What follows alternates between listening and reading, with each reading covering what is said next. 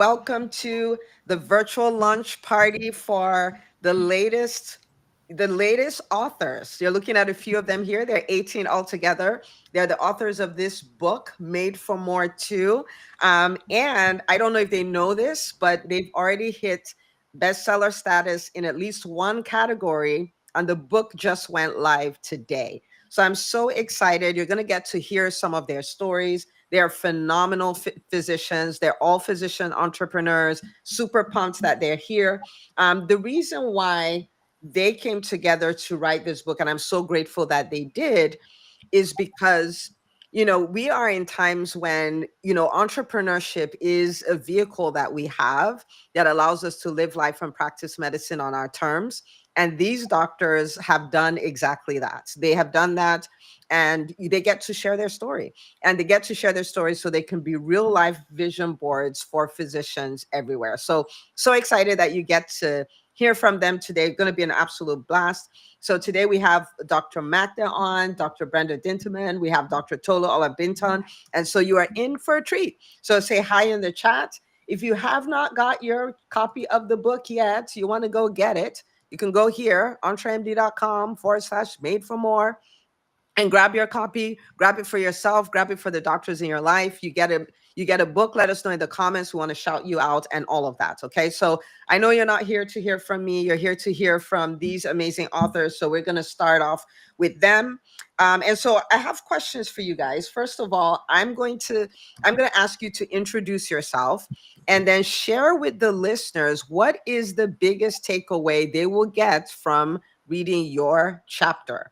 So, Dr. Magda, you're all the way at the top, so I'll start with you. Okay, so introduce yourself, let the people know the biggest takeaway they would get from reading your chapter. Okay, thank you so much, Dr. Una, for that introduction. And also thank you for the opportunity to be a part of this amazing book, Made for More 2. Made for More 1 was brilliant, so Made for More 2 is going to be the best yet, right? So for me, I'm a family physician in Miami, Florida. I am a public health educator and also a public speaker. And I was motivated to write my chapter on embracing joy, which is the podcast that I started. And it's such an important message. It really resonated with me. And because we are in times where there is a need for more joy in the world. We are as Americans, we actually rank very low on a happiness index.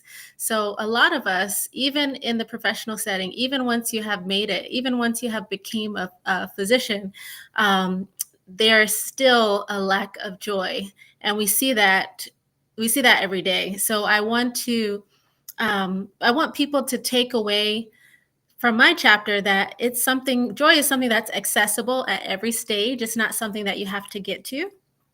And it's something that we all have to prioritize. And it's easy to obtain it, but it's also easy to let it slip away. So it's something that I want you all to make a conscious effort, all of my readers, to make a conscious effort daily to embrace the joy that they have in their lives. So that's why I wrote my chapter, and I would like you all, everybody that's reading, to make sure you buy the book. All the listeners, make sure you buy the book, share it with a friend, and join my newsletter or podcast so that you can embrace more joy in your life as well. All right. So in the times we live in where burnout is at an all-time high, loss of autonomy is at all-time high, and physicians are not talking about joy, your chapter will help you restore that. Okay. So thank you so much for sharing that. Thank you for being a part of the book. And as she said, go get your copy, entremd.com/made for more. Big shout out on YouTube. We have Finding Joy in the Garden said, I got a book. So thank you for getting a book. Okay. All right. Next up, we have Dr. Brenda Dinterman. So introduce yourself. Let people know the biggest takeaway they would get from reading your chapter. Hi, I'm Dr. Brenda Dinterman. I'm a board-certified dermatologist for over 30 years and now the CEO of Dermutopia and Dermutopia Wellness. And the reason I wanted to tell my story is one of my lifelong passions has been mentoring. And I never knew I was going to be a mentor because I started out just wanting to be part of a team, being part of a practice where someone else had set it all up. But what I've learned and what I want to teach you through my story is that life has other plans for you. And from that, it's the concept of learning to be adaptable, resilient, and in our family, we always add kind, but more importantly, to focus on what your true values are. And when we're young in medicine, we think our true values are to follow the rules and to do what we're told to do and to check off the boxes. But what really happened to me as early on as in my early first 3 years of practice is that I learned that you have to pivot and change and grow with the difficulties, the suffering, and all the opportunities that actually come to you through this. So I think that's the main reason I wanted to tell my story. In addition to the fact that I come from a father who's written 56 books. 56. Your And dad wrote 56 books? yeah, he may still write another, but he says he's done. And the joke in the family has been, you always seem to have a story. You want to tell your story. You tell your patient's story. I listen to my patient's stories. And then my husband said about 15 years ago, why don't you start with a paragraph? And if not for Dr. Una, that first paragraph had not been written. So I'm so grateful for this opportunity. Oh man. Okay, so first of all, this is 56 books, like, right? And I'm so happy that you've then gone forward to write your first, your husband said a paragraph, but at least you've done a chapter. And who knows, maybe you caught the bug and there's going to be book after book. But I really want to give Dr. Brenda a big shout out because, I've watched her over the years in the EntreMD Business School, and it's been a lot of fun to watch what she does, how innovative she is. And the fact that she is a true mentor, like she's a mentor to her team. She has many medical students who rotate with her practice. She's a mentor to her daughter who's followed in her footsteps, like so many things. And she just lives that. And so what you're going to get from her chapter is exactly what she said. And she has a lot of wisdom because Dr. Brenda, we won't say you're PGY, whatever, but you've been a physician for how many years now? Oh, do I have to reveal that? Let me see if I can count that high. If you don't count medical school, 35 years. I'm entering my 35th year. 35th year, 35 years. And she's been actively doing stuff the entire time, starting practices, exploring different kinds of partnerships, starting a whole app, starting all kinds of things, writing a book and all of that. And so such an inspiration. You definitely want to dig in deep to her chapter. Yeah. Big shout out to you, Doc. Love it. Okay. Dr. Tolu, introduce yourself. Let the people know biggest takeaway they're going to get from your chapter. Awesome. Hello, everyone. Thank you again, Dr. Una, for this privilege. I have to say I'm delighted, excited, and also glad to be here. But I'm Dr. Tolu Olabinton, and I'm the CEO and co-founder of Living Spring Family Medical Center in the beautiful city of Mansfield, Texas, where I love to help patients with my team live a better quality of life, because I do believe the quality of life is just as important as the quantity of life. Now, in regards to the book, and before I even say that, I've been a physician for now 14, 15 years. I'm also a lifestyle physician. And one of the joys I've found in what I do is that I get to empower people to take care of themselves, spirit, soul, and body, and so live out the purpose for which God created them. And there's nothing more legacy building or powerful for me than that. So in regards to the book, what you get from the book is the power of your uniqueness, your uniqueness, and also the power of doing things in spite of fear. Fear does not necessarily have to stop you. Fear can be converted in the right environment to motivate you actually to do the things you're supposed to do, because there's success on the other side. There's growth on the other side, and there is living out your purpose on the other side of fear. And so in the book, I share my story, I share some of my struggles, I share some of my inadequacies, and let you know that it's in spite of that, I'm here. Today, I got the news of two of my foreign medical graduate students who shadowed with me and worked with me. They got in. I've had medical students get into medical school, pre-med students get into medical school, MA students. So because I'm doing what I'm supposed to do, I'm helping other people also do what they're supposed to do. So in the book, you smell fear, but you see what has happened in spite of the fear. And that's why I'm so excited to share the story, because in seeing other people's story, I'm also here. And so I believe in you seeing my story, you get there. I don't know where there is for you, but you can get there too. So yes. Yes, and I think I speak for everyone when I say one of the things that will stop us the most is fear. And the thing about every doctor here, when you read their story, you're like, oh my goodness, you're going to hear some of it today. Like they've done all these amazing things, but they still have fear. The fear is there, but they just didn't let it stop them anymore. And so it normalizes it. Like imagine where you're no longer thrown off by your fears, you dare your fears, you get things done. Absolutely amazing. So congrats, and make sure you want to grab the book, entremd.com/made for more. You want to read her chapter because it's amazing. It is the Fear Buster chapter. Okay. How about that? Okay. All right. Now I know Dr. Dinterman is, she has a number of things to do. Okay. So I want to ask her this question first before I let her go. Okay. When you think about it, entrepreneurship is something that as physicians, sometimes we don't identify as entrepreneurs. Sometimes we're like, it's super difficult. Like Dr. Tola alluded to, there's fear and all of those things. But for everyone here, you're doing it, right? You've done it and you're doing it. So on the other side, what has entrepreneurship made possible for you?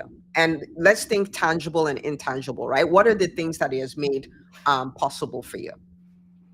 Well, the main and the most important thing that entrepreneurship did for me was to give me the freedom to care for my family, to live my life the way I wanted to. And this meant from the very early days that no one could tell me I couldn't go to that Thanksgiving play. And that's pivotal. It was a pivotal moment in my life when I was very young. And with that came the ability to treat patients and care for them and create an environment that I wanted to live in every day, get up to be a part of. And I think it's interesting because many of us don't intend to be entrepreneurs. I had no interest in it, no intention. And my husband and I were just talking about it the other night. He's read all the books all his life. If I'd have just listened to him, he was reading so many of these books before. And I said, there's something wrong because Dr. Una has the ability to train so many different kinds of people to become entrepreneurs, and they're introverts and they're extroverts and they're creatives and their process. And I don't get it. Maybe she's found something different. And he said, no, it goes back to what we were talking about earlier, values. He said that each one of them has that in them, that need, that spark to be more and to grow and to give in a way that many others don't have. It doesn't mean there's something wrong if you want to be part of a team, but if it's in you, you can't stop it. And that's what has been found over and over, even when things got very bad for me, that I had to leave something I had chosen to create, to sell, the big dream to sell and be big. And it wasn't right. And the other thing I would say is that because of coaching over the years, I know in one of the coaching groups, they taught us about limiting beliefs. And I had never heard the concept of limiting beliefs. And my biggest limiting belief was that I was too old to start over. And so we're never too old to start over, no matter whether it's for your health, your spirituality, your changes in your life, your business. And I think that in learning how perfectionistic and how sometimes stubborn we are at not wanting to do things differently, that it's been amazing. It's been amazing. So like I said, my husband said, nope, everyone has this spark. He goes, I don't even know them, but I've heard your stories. And I know that that is the common piece that's there. So thank you so much again, Dr. Una. It's the spark. Okay, this is a whole master class because at this point we can actually end this and you got a lot out of it. But thank you so much for saying that. And you've been an entrepreneur for a while, but talking about the freedom, which is what we want as physicians. We don't want to not work. We don't want to, but we want freedom. And you're describing freedom to practice the way you want, freedom to live life the way you want, to invest time in your family, the things that are valuable to you, right? And we've watched you do this, right? We've watched you do this, and it's beautiful to see. But thank you for also pointing out the issues we have as doctors when it comes to being perfectionistic, right? Like we want it to be perfect. Or I've never quite described it that way, but I think I'm going to borrow it. I'll give you credit. The way we have this stubbornness, like we don't want to do things the way we haven't done them before. We want to do things a certain way. But if we're going to get into entrepreneurship, we do have to change the way we show up. There's so many things that need to change. And you spoke to something that I'm sure is a limiting belief for many, like I'm too old to start over, right? Because that too old starts at 25. How many of you know that, right? At 25, oh, I'm too old. Like I missed the boat, and we're not. And we're not. And you continue to innovate and you continue to inspire us. And so thank you. Thank you for sharing that. Thank you for being you. Thank you for being a part of the book. And again, if you haven't got your copy, entremd.com/made for more. It's already a bestseller. There's a reason why. Go get your copy. Okay. So Dr. Dinterman, thank you so much for sharing that. Okay. Dr. Magda, we're going to come to you next. And so talk to us. What has entrepreneurship made possible for you? So think tangible, intangible. What has it made possible for you? The biggest thing entrepreneurship has made possible for me is the ability to pivot and the mindset change, I would say. I am much less prone to disappointment or imposter syndrome, was what they say, which I don't really believe in. I got that also from Dr. Toomer, right? So imposter syndrome is not necessarily imposter syndrome, but that's a whole different discussion. But it's something that has allowed me to pivot in a way. So when I feel more like so as an employed physician, I started my entrepreneurship journey as an employed physician, and I feel that while I was simultaneously employed and learning the mindset and the concepts of being entrepreneur, I was able to practice within my employed position as an entrepreneur, meaning that I'm still working for myself even when I'm employed, because I have to represent myself in the best possible way, right? And I also, I am my biggest asset. So even when I am employed, I'm investing in my education. I'm investing in seeing how I can learn the most from this position in order to, for my future or for my family, how can I pivot from that? So that was what I really learned, the biggest takeaway from entrepreneurship.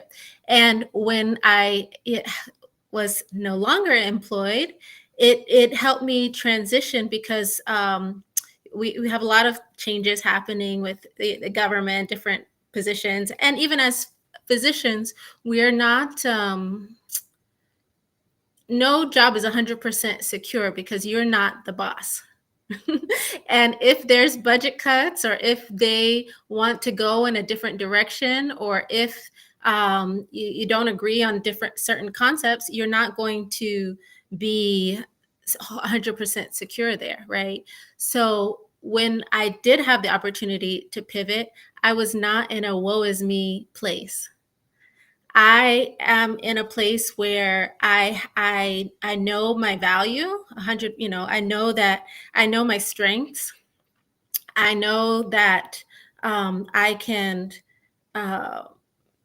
can continue to grow, and I take every position that I've had for what it was, as a growth and learning opportunity for what it was. So that's what entrepreneurship has meant for me, especially in learning about all of the other physicians in this community, all of your ability to overcome difficult challenges and to persevere. That has also helped me to know that I can do this and I can move forward.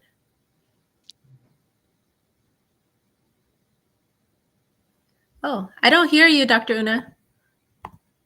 She's talking about being the boss of herself, Yes. right? And Dr. Barbara Joy is in the comments, cheering you on. She says, entrepreneurship set me up for entrepreneurship, and now life is grand. right? Like just, to that point. And so I'm so proud of you as an entrepreneur, because I know years ago I started talking about this. Like, what's an entrepreneur? I'm like, you go to work and all of that, but you show up like the boss you are. You work for You Incorporated. You don't work for anybody else, right? And so imagine being in a position where every job is seen as a growth opportunity. That's the way you described it. I love that, right? So it's like, it's not always me what they did to me and all of that stuff. Is like, okay, this is a growth opportunity. It is what it is. If there's another one, we'll do that. If entrepreneurship is the way we go, we do that. But you're never stuck. You're never a victim. You're never at a loss. You're never not in control because you're the CEO of Dr. You Incorporated. So this is just so beautiful. So beautiful. I love it. Love, love, love it. Okay. Well, let's bring on Dr. Sharita in the house.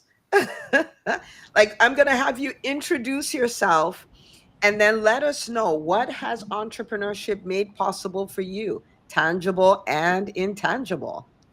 Hi, good afternoon, everybody. Thank you, Dr. Una, for putting this book together, and thank you to my fellow authors. It's been such an honor to know you guys and to learn about your stories and to be inspired by you. I bring you greetings from Accra, Ghana, where I'm traveling this week with my family. So, the dark background is actually evening here. But I didn't want to miss the opportunity to participate in this momentous occasion with you guys. And so for me, I guess I'm supposed to say who I am first, right? So I am Sharita Gaskins Tillett. I am an OBGYN by training. I am the founder and CEO of Boss Lady Dream Builders, where I help high achieving women develop the mindset, tools, and strategies they need to build lives that they love. And for me, entrepreneurship has opened my entire world and made the impossible possible. Dr. Brenda talked about limiting beliefs, and I had a whole laundry list of limiting beliefs. But being connected to the EntreMD community and learning to lean into my gifts and my potential has really made the possibilities endless. I now do things I didn't think would be possible. Honestly, I saw things very one-dimensionally before entrepreneurship. I saw that I was an OBGYN, or I am an OBGYN. I saw patients in the office, did surgeries, delivered babies, and I honestly thought that's all there would be to my career. I did not see it another way. And so I'm so thankful and grateful that this opportunity has really given me my life back and my freedom, and has just helped me to learn the limitless possibilities that are available to me and to others. And I can't help but want to inspire other people to do the same. Okay, you lost me at this word. Entrepreneurship gave me my life back. Please let me know in the chat, in the comments, if you're like, yes, I want that, right? I want that. This is so good. And I mean, this is called living life on your terms at its finest. You're in Ghana, right? Yeah. And you will be part of the Ghana and the Nigerian jollof conversation in no time while you're there. Yes. You had told me we'll have to dig that one out. But man, I am so, and you talked about being one dimensional. I think that's a very important thing, because as doctors, we're like, I'm a one trick pony, right? Yes. This is all I can do and all of that stuff, but it's not all we can do, right? We're very talented and we can stack on new skills. And the thing is, we have evidence that we are great at learning. So it's like, okay, I could do this. So I can thrive as an entrepreneur. I can thrive, like you do events. I can thrive at that. You have a membership. I can thrive at that. You show up live every day. I can thrive on camera. And like, I don't know if you were doing videos or anything pre-EDS. Oh no! I was hiding, Dr. Una. You know me well enough at this point to know there was no camera involved in my life before I met you people. I was definitely. She says there was no camera involved. Okay, No, I did no videos. I really had the passion and the desire to do events, but I didn't have the belief that I could actually pull it off. Okay, so now you're just dropping so many gems. So this is what I want everyone to think about. What are the things that I have the passion and the interest and the desire to do, but I haven't been able to bring myself to do? That's what this book is about. It's going to show you how you're made for more, you're wired for more. Those desires and passions don't go away because you're wired to do them. So we're waiting for you. And yes, you're going to need to overcome limiting beliefs. Yes, you're going to need to overcome fear. But you had limiting beliefs before you became a doctor, right? You had imposter syndrome, if you will, when you were thinking about medical school. Yet here you are. And so we've done it once, we can do it again. So thank you so much for sharing. I can't wait we're going to tap a lot of yumminess out of this. This is going to be good. Okay. Dr. Tolu, talk to us. What has entrepreneurship made possible for you, tangible and intangible? You know, it's so interesting. Entrepreneurship it stretched me, but it didn't break me. And that's one of the things I love about it, because it increased my capacity as a human being. I'll be honest with you, when I started, I didn't think that was possible. And I remember one of my spiritual mentors, she had told me, and given me, one of the things I do, I'm able to mentor women across the globe virtually, and I meet with them monthly. And she had asked me to do more. And I was like, I mean, don't you see how busy I am? She said, increase your capacity. And I didn't know that that was possible. But with entrepreneurship, now I'm a better steward of my time. And I'm always looking for ways in every situation I'm in, even with fun. How can I create a win for me, for my audience, for those who are going to watch me later, and even for strangers? And so the way I think is different. I'm always looking for creative ways to maximize the gift of time.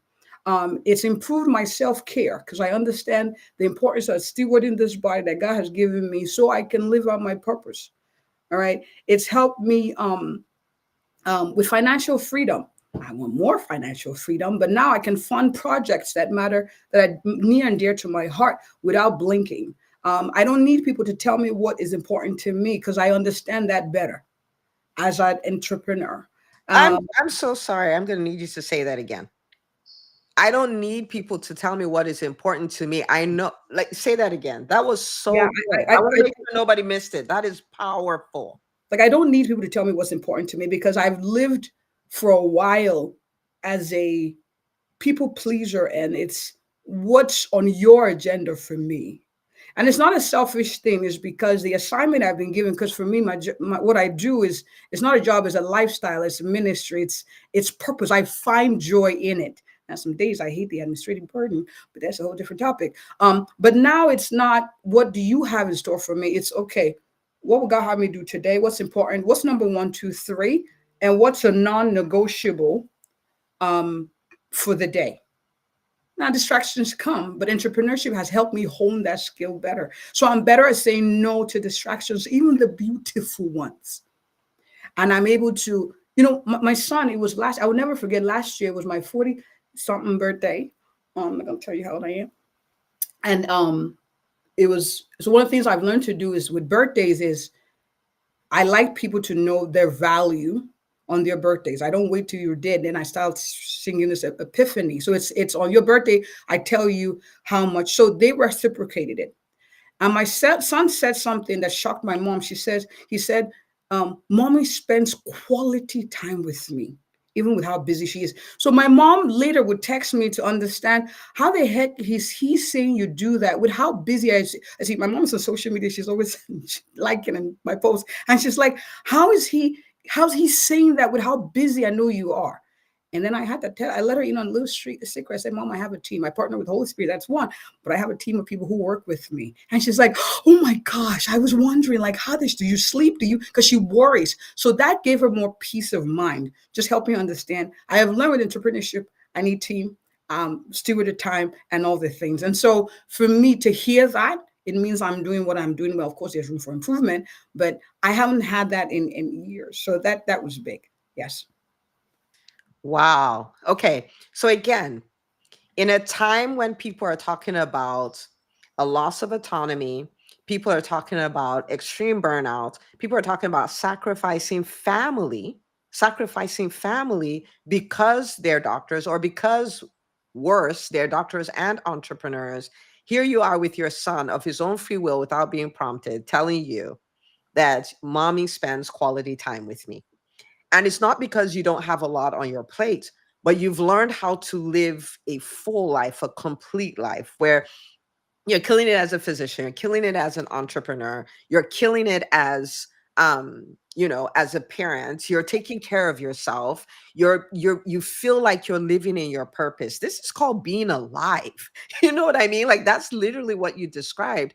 And for you to be in that position is just mind blowing, right? Because apparently you're not supposed to have a life anymore when you become an entrepreneur, but here we are, right? And so again, thank you for sharing that. Thank you for being a part of the book.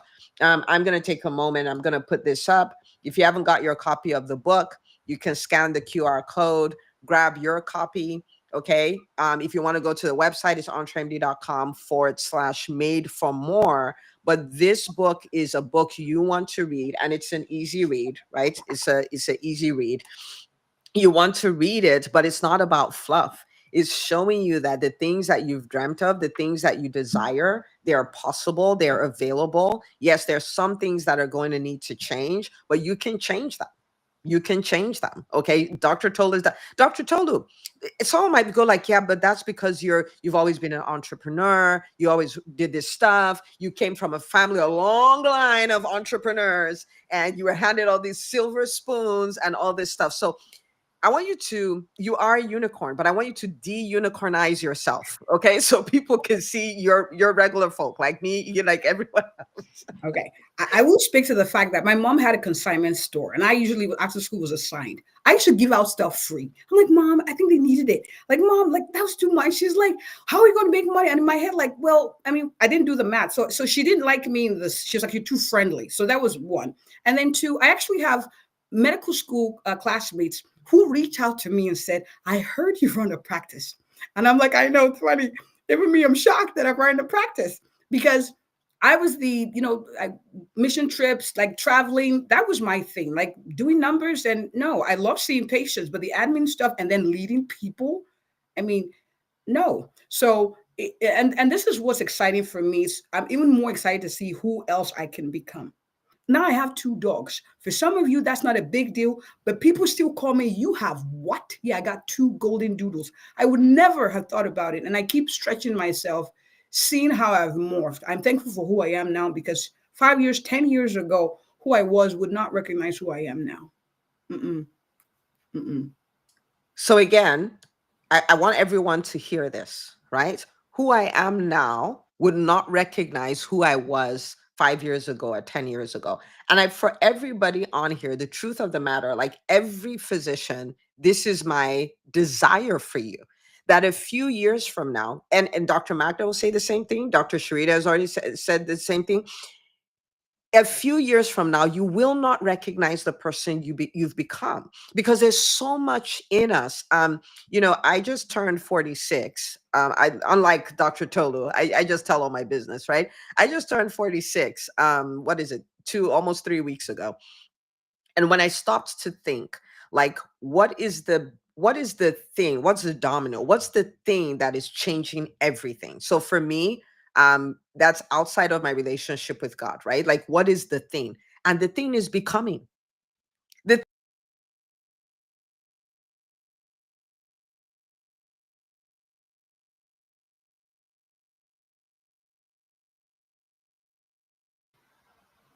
Okay, I'm back. Apparently I went somewhere. Can you guys see me, hear me? Oh my goodness. Okay. We're going to get it together. Okay, you guys can see me? I'm good now? Okay. All right. So it's becoming. This is the most important thing that's happening here. Okay. So I'm going to pass this on to, did everybody go? Everybody went. Okay. So next question. I want you to take people on a ride, right? So talk about a time when you had failure, right? Failed projects, because again, everybody thinks you're a unicorn. So talk about that. And then I want you to talk about, on the other side of it, some big victory that you've had, right? So both of them, so people can see that these two things can happen concurrently. Okay, concurrently. So Dr. Sharita, who is hanging out in Accra, we're going to start with you. we'll start with you. You know, So as I think about work, it, something that works so well. Yeah, yeah. As I think about it, there have been honestly so many failures. If I go all the way back to, applying to medical school, I tell people, many people don't know, I actually applied to medical school 3 times because, as an undergraduate, I just didn't have the right mindset. I didn't have the determination and the discipline and the drive. And, the desire was there, but the other things were missing. And so, I could have given up at any point along that path, but someone told me, described it this way, that once the medicine bug bites you, it never leaves you alone. And so I just had that gnawing, that and a gnawing and a knowing. So I had a gnawing to keep going, but I also be an effective physician if I were just opportunity. And so, obviously here I sit. So, I made it through med school. That, to me, that was probably the first big round of failures. And really what I had learned during that was that I didn't have to give up on my dreams, but I needed to keep up leveling my skills. And so there may be things that you want to do, but maybe you're not quite where you need to be. That could be mindset wise, that could be skill wise, or whatever. It doesn't mean that that's off limits to you, but it does mean that you need to up level your skill set so that you're equipped to do the things that you need to do. So that was, like I said, the first big round of failures. Now the next was trying to run a retreat. So, I have retreats, I host retreats in tropical locations for high achieving women, and it is my passion, my purpose, and my joy. But the first retreat the first retreat I launched was before I knew anything of EntreMD, before I knew anything of coaching.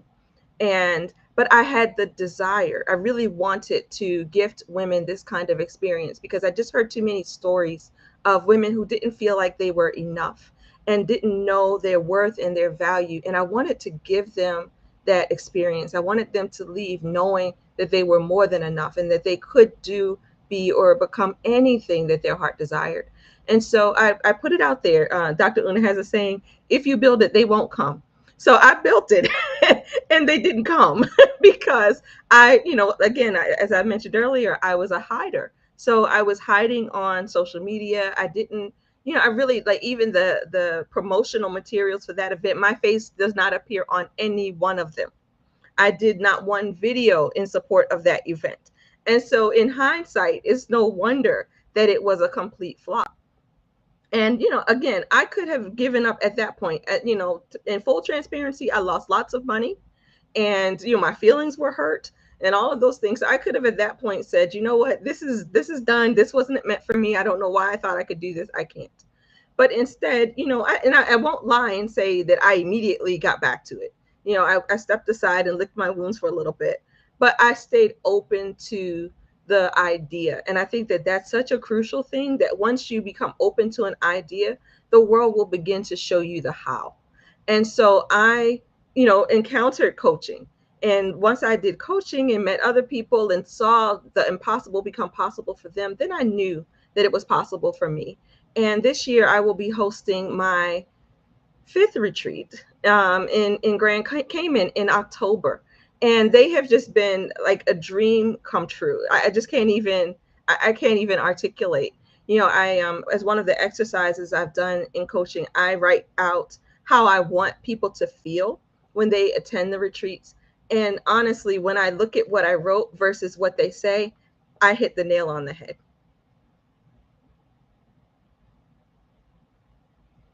Okay, I'm not sure what we do with that, okay? Because again, Dr. Street is just dropping gems. So listen to this. She said, don't give up on your dreams, up level your skill. For everyone watching, for those of us on here to think about, what have I given up on? What have I quiet quit on? So it looks like I'm still doing the thing, but I quit, right? When I see a place that is so challenging that I want to quit, the response is not to quit. The response is to say, what new skill do I need to acquire? What new mindset do I need to acquire? How do I need to evolve so I can become the kind of person who pulls this stuff off? This is so powerful, so powerful. Thank you for sharing that. Okay. So we talked about of something that failed, and we talked about something that we wanted. So, Dr. Magda, you're next. Okay, so failure. All right. Not my favorite subject, right? Because who wants to talk about failures? Nobody. But with this group, we are able to talk about our failures, which allows us to face them and move forward, which is just such an important lesson. For me, one of for me, I as far as like getting into med school, that wasn't an issue for me, but it was in terms of I had a feeling that I couldn't do it right away, right? And it's not just a feeling, it was I had to take time to make my application what it needed to be. So I didn't apply until I had checked all the boxes, which was resulted in a delay, right? So delay is not denied. So I had about a 2-year delay from undergrad to medical school, where I had a different path, and that was okay. So I was able to study abroad for 4 months in Morocco, learn a lot of different things. I was able to, and speaking of which, that does bring me to the point where the reason for that was because I was told in my biology class that I should pivot. I should not be pre-med because I made a B minus. So that changed my whole trajectory. Because I made that first B minus, I delayed my going directly from undergrad to medical school. And I'm somebody who did multiple things. So I was an international studies major, I was pre-med, and I was also community building and social change scholar. So I had I was doing a lot of things in one. So when I was told I should consider not going to medical school, I took a break to think about it, to lick my wounds as well. And then I ended up doing the international studies route, studying abroad, and then realizing that it was a calling for me. It's something that I truly wanted to do. And even when I was in Morocco with the host family, the son of the host family I was with had a condition that they couldn't figure out. And they brought the lab work to me, but it's not something that I could help with because I was, just a pre-med student at that time when I didn't understand. But it pushed me more to know that, yes, I do need to study medicine. So I persisted. So whenever something does come up, like that, or I am able to realize like, hey, it's a delay, but it's not a denial. It's a different path. And I gained so much more strengths. So when it was time to apply to medical school, I was a unique applicant, right? I had that time abroad. I had time working. So after I graduated, I worked in public health with a NGO called Management Sciences for Health. I also did work in a restaurant, where I learned my community, customer service skills. So that's why I have great customer service skills. So all of those things helped me to be a top applicant when I did apply to medical school, and I was able to get into a lot of schools. So that was one incident of where a perceived failure was actually something that turned out for my good. And it seems like in the course of my life, anytime there is a perceived failure, it ends up turning out for my good. So when I look back, I'm like, oh, that was not the only time. Where there was a time where I was stressed, or I felt like I was done wrong, or I had to pivot from a job. So that was another incident where it's a perceived failure, right? I've experienced feeling burnt out from a position during the pandemic. So with that, what it taught me was I needed to really embrace caring for myself, which I didn't really understand as a new graduate. So that was my first year out of residency. I was a medical director for a clinic, and during the pandemic, and then the pandemic hit. So I had all these ideas of how I should practice and how I should be. And every day, regardless of how I was feeling on the inside, I was like, well, I'm going to put on the smile. I'm going to be the best for my patients. People would ask how I'm doing. I said, great. Inside, I was not doing so great. And then the pandemic came, and I didn't have those coping mechanisms that I needed to be successful, because if I don't tell people that I'm not good, then how do I have a supportive community to lift me up? I don't, right? I'm always that one that's lifting everyone else up. So then it has a toll. So those are things that I've learned. So it's a perceived failure, but it led me to care for myself in ways that I would not have before. And it helped me do that in an earlier stage, because I see now, like, physicians are going through that, over 20 years in practice, and now they're learning to care for themselves. I learned in the first few years, and I'm grateful for that, because it changed my whole career trajectory, because I do want to practice in a way where I'm able to work for many years, right? I don't want to be in a position where I die early because I'm not caring for myself. And a lot of physicians can pass away prematurely because they're not taking care of themselves. So self-care, finding that joy every day and in different parts of our lives. So all of those things came from a perceived failure, or perceived like, oh, I'm not good enough, or I'm not doing great at this. So I had to learn to combat perfectionism. I had to learn to continue forward. One of my mottos is forward always, right? So continue to move forward. You look back, but you keep going forward, and it's never too late. As Dr. Brenda said, it's never too late to pivot, to do something new, and to care for yourself. Because those thoughts of it's too late, I'm not good enough, or that's just a trap to keep you stuck. And when there is a failure, just realize it can be a redirection to something that's better. And it usually is.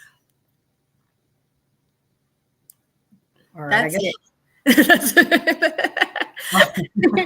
I guess I'll go ahead. I have to say, just like Dr. Magda, and thank you so much for sharing. I took notes from what you said.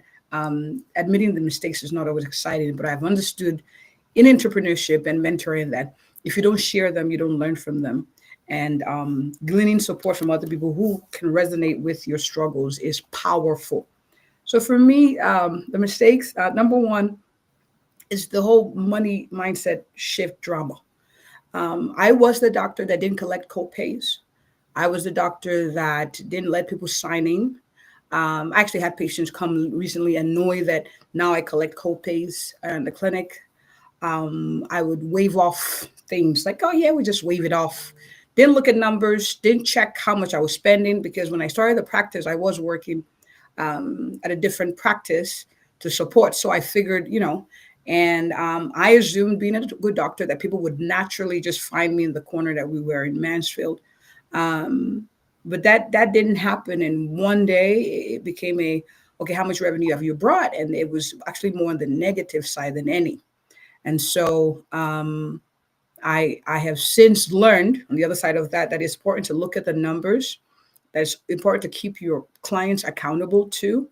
It's important to know the service you're rendering and expect payment for it. The same way I'd go to a store, I want to buy healthy fruits and vegetables, and I just walk out. There's an expectation to pay on the way out.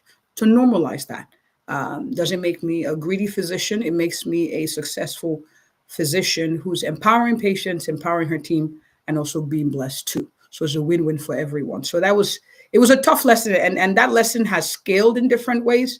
I'm doing better now. I look at numbers. I actually have someone who's obsessed with my CEO. He's obsessed with numbers and details. And I'm like, yeah, we're going to let you run with that. But I have to pay attention to look and say, okay, what's the data I actually need? Is it work? Is it enjoyable? No, I rather just see patients and walk away. But I can't. So I've accepted that truth. The second one I would say was with team. I just recently shared that I lost a very important, all of them are important to me, but there's one I actually got really close to. She's been with me the longest. I lost, she left. And that shook me and hurt. And it created more mind drama. Can I lead? If people leave me, what does that mean? Will people stay? How do I survive? But what I learned through the systems I learned in EBS is creating systems, SOPs, and having a place where it's stored. My goodness, we have I'm glad that I listened to that and had people recording all their training, because now it's a matter of you watch this one, let's do a test run. I'll have you prep with me, and then you go. And I've seen that when I don't empower all team members in their capacity, it can be costly. But now with that team member gone, I'm discovering the talents in my team. And so those are the blessings. And then the mind drama, oh my goodness. I wish it's unending. I hope I remember this. Maybe I should go watch this later so I can take notes too. The mind drama never ends. And I've struggled with mind drama, started the practice, running the practice, being a physician. Can I hire people? Can I keep people?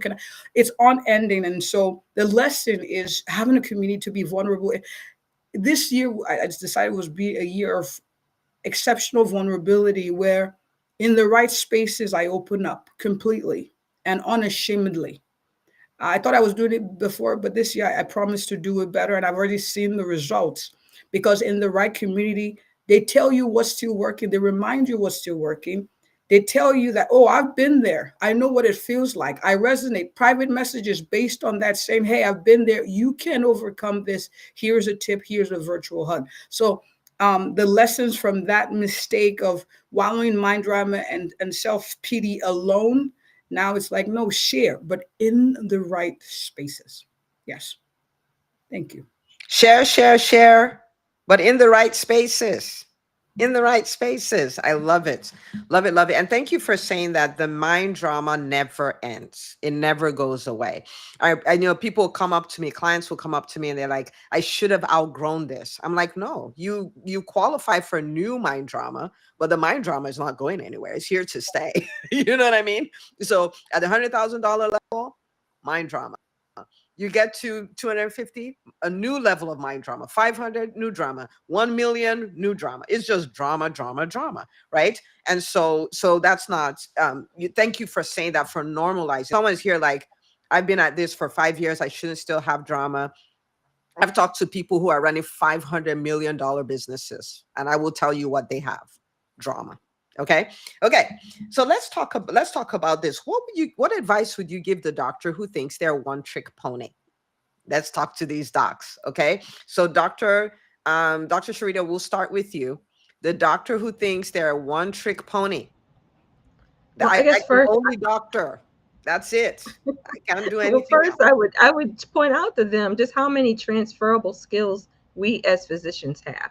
And I think, that again, that was a big thing for me when I transitioned. Initially, my first pivot was from full spectrum, full-time OBGYN to OB hospitalist. And, there were stories that I was telling myself about the possibilities for me. And so I think the very first thing would be to reassure them that there are so many skill sets that they have that transfer to other industries. We're great learners, as Dr. Una mentioned, excellent customer service. We care about people. We're really smart. Let's just, let's be honest. We're really smart people. And there's very few things that we can't figure out, if you have a heart for it. So I think that's the first thing. And then the second thing would be to gain some clarity. And so what I do with the women on my retreat, because that's part of what we do there, is I have them imagine a world where there are no red lights, only green lights, that the possibilities are endless. What do you really want your life to be? Because there's so many of us, I think, until I started coaching, I don't think anybody ever asked me what I really envisioned for my life.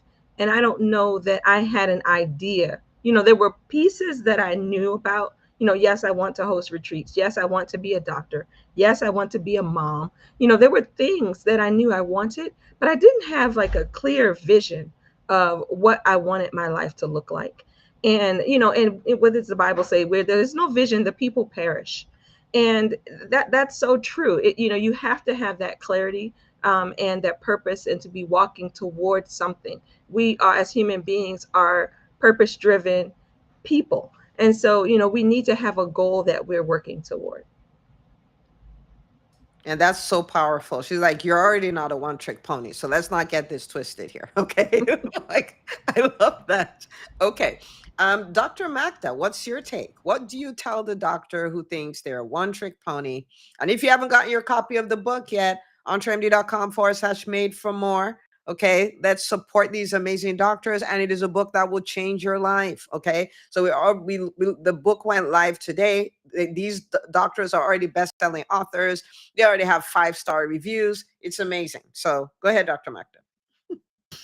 Right. So, physician, I mean, all of us as human beings are not one-trick ponies, right? So that's, if we're in a factory and we have to press one button and the other person presses another button, right? That's what I think about when you think of like one trick pony. We're human beings with a wide range of skill sets, with a wide range of desires and hopes and things that we can contribute. So even as a physician, you can become highly, highly specialized where you only work on the right hand, right? Not the left hand. Certain orthopedics may say that, but I'm a family physician. So I know most family physicians, we know that we're not one trick ponies because we care for the whole gamut from birth till death.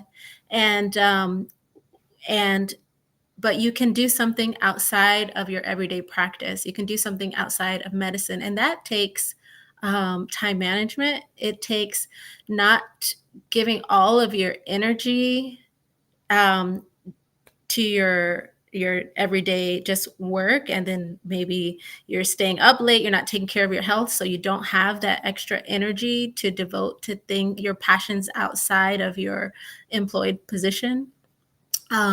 So we're not one trick ponies. It's a fallacy to say that you are a one trick pony as a physician or as any human being. We are born with a wide range of gifts, and it's important for us as human beings to bring as much as we can into fruition, because that's part of our purpose here on earth, is to bring what we can into fruition, to make a difference here in our lives, our families' lives, and hopefully to improve humanity in some way.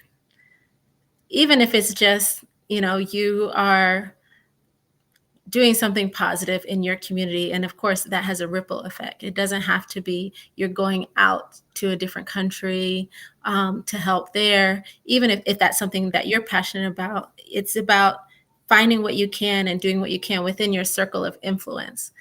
So I say that to say it's a fallacy. You're not a one-trick pony. You can do more, and you were made for more. So get the book, Made for More. Get the book. You're not a one-trick pony. Okay. entremd.com/made for more.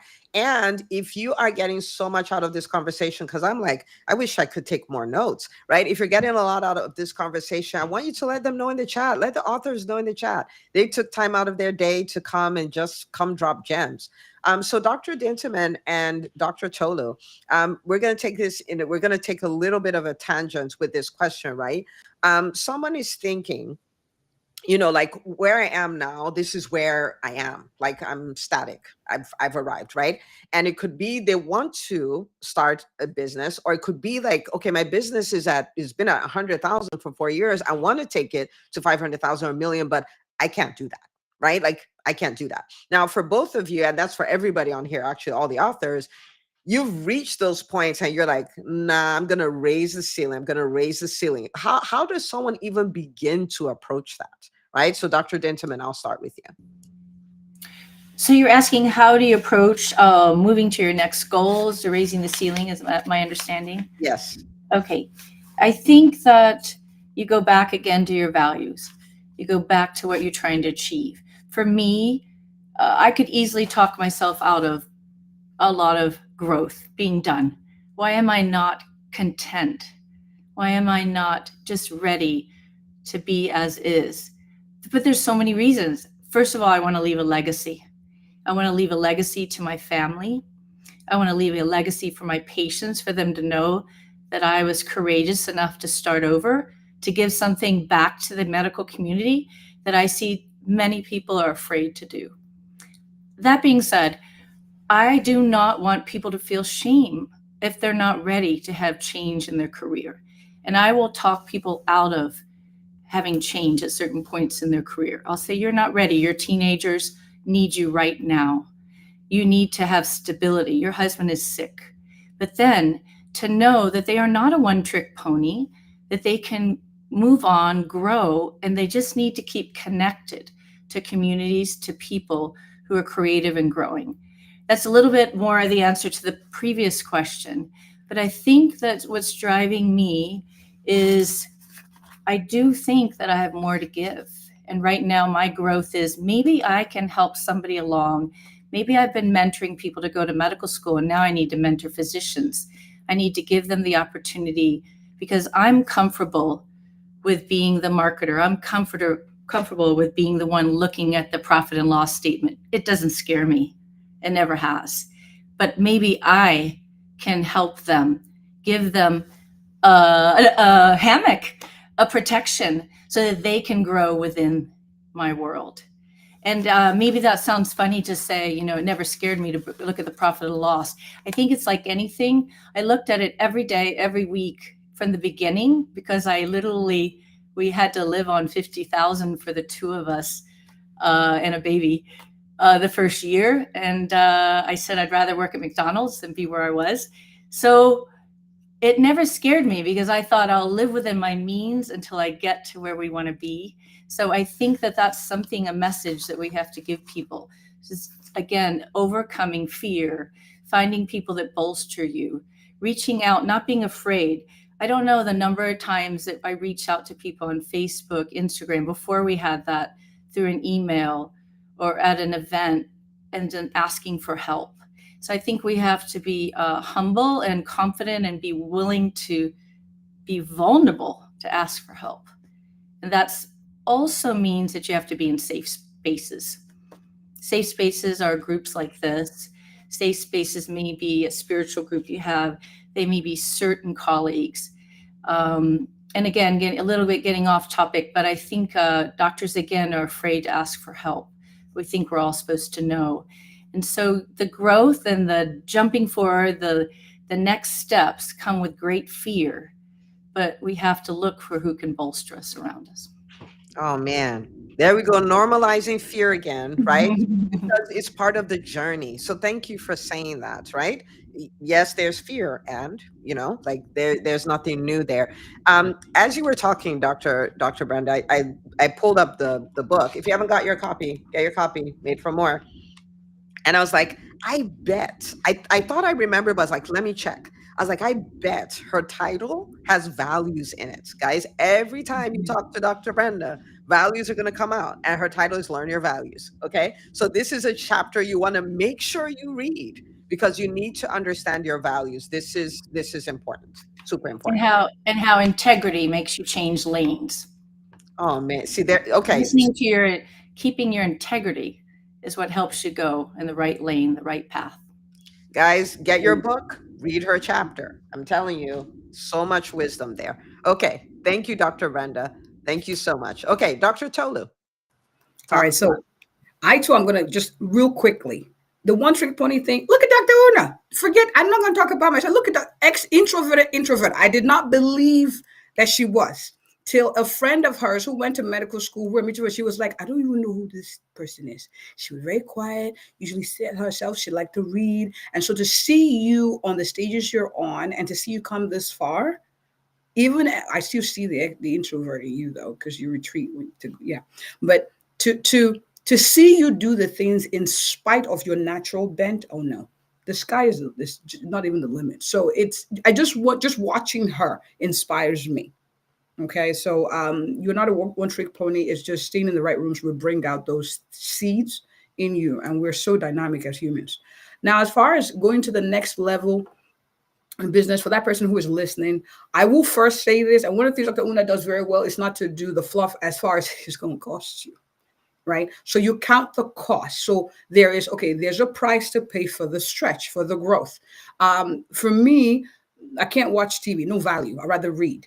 So I don't miss it. I'm not suffering. For me, now I have to schedule time with people that are important to me. It hurts to do that, I'll be honest, because I'm a natural extrovert, but I understand for the price I had, or for what I need to do, it's a price I need to pay. And I usually send a voice note. Is that okay? Would you mind if I schedule time so I can? So those things. So there's a price to it. You wait, and every season would demand different things. It's just the grace to adjust. My house is not as clean every time as I want it to be, because I used to have OCD about it.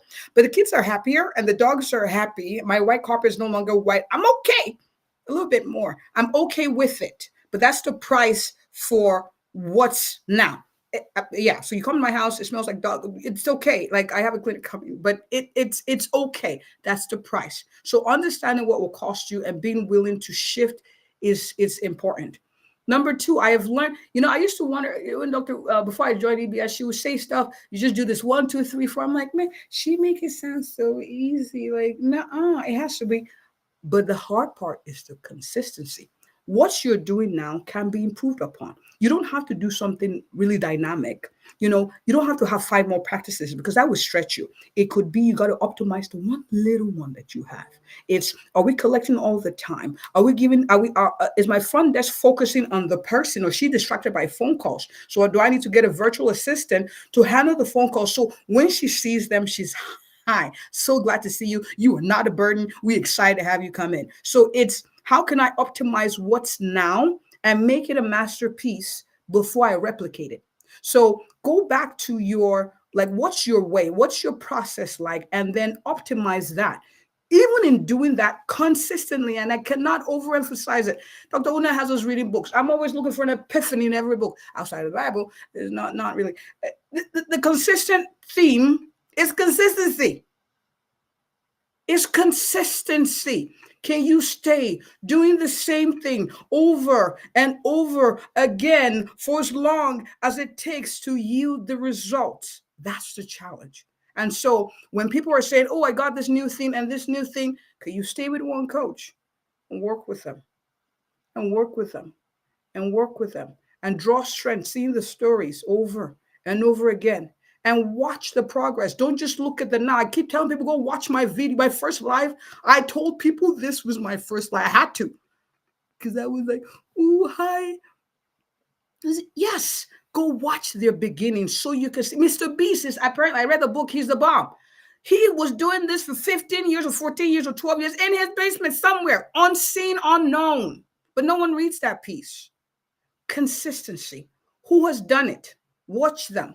What are they doing? Who are they reading? What are they following? And draw strength from that and keep improving upon. You never arrive yay, we're here. No, there's always something to fix. So that's the mindset, because instead of freaking out, look, I thought we perfected this. Nope. Something dropped, something we missed. There was an issue. And that's why I love feedback from patients. I mean, I'm like, okay. One of them were telling me, like, I had a television. He's like, look, doc, I love you, but your team is asking me the same questions I already did with the self-checking. I thought, that's the whole purpose of the self-checking, so they don't have to ask me the questions. I said, what, this is helpful. I said, what else? He kept going. I'm like, oh, man, it's a lot. But I took notes and told my team, all right, when they're self-checking, just confirm. You don't need to go through the whole thing. It's a time waster. And he clearly doesn't like his time wasted. So it's improving upon the construction system or the construction site and scaling. Yeah. Can you guys clearly see why you need to go get copies of this book? I mean, we got 18 authors. You've met 4 of them for less than an hour. Get your book. It's right side up now. Okay. But man, I want to say thank you to every single one of you. Dr. Magda, Dr. Sharita, Dr. Tolu. Thank you to you, because you are vision boards for the physician community. You are amazing. You're building businesses that are like, they're things that were dreams for physicians, but now it's a reality because of what you do. So thank you so much. Guys, show them some love in the chat. So when they go back, they can read it, get a copy of the book. Let us know you got it. When you're done reading chapter 1, leave us a review, because I mean, it's just gangbusters from chapter 1. Okay, leave us a review. And again, for everyone, I'm so proud of you guys. Congratulations on becoming best-selling authors today, right? Today, the 18th of March, and many more books, especially for Dr. father had this stage for her to have many, many, many books. Have many, many, many books. One of you guys go get your copies, and we will see you